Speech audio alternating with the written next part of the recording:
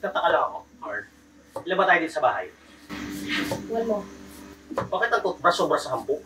Minsan nalilito ako, ginagamit ko na eh. Baka naman yung iba sa paan nyo ah. Tinambras ng paa nga. Pusang gala. Ito daw. Eh, paano kasi yung toothbrush ko doon, yung kulay may yellow green. Minsan nalilito ka, pag bagong gising ka, feeling mo malabo, di ba? Kaya feeling ko to yung toothbrush ko rin, toothbrush ko na. Hindi ka mo lang marunong magtanong. Eh, Magtanda. tulog lahat eh. Ha? Magtanda. Pusang gala. Tandaan mo kasi. Baka naman may pan-toothbrush kayo sa paa doon ha? Meron nga. Baka naman yun ang napulot mo. Ang galaya yun. Brush mo yan yung kulay green? No, bakit ginawa mo? Inano ko sa CR eh. Ha? Tinasus mo siya? Ako pa naman madali ko, kuha na lang ng kuha. Ano kaya nga mo yun? Ha? Ano nga mo yun? Amoy paa. Lasa Hindi paa. na eh. Eh, kung nagtoothbrush naman ako, ano eh, tipid ako sa tubig eh, once a week eh. Okay tayo dyan. Isang bil ng tubig. Ikaw pre, ako twice a week okay lang ka?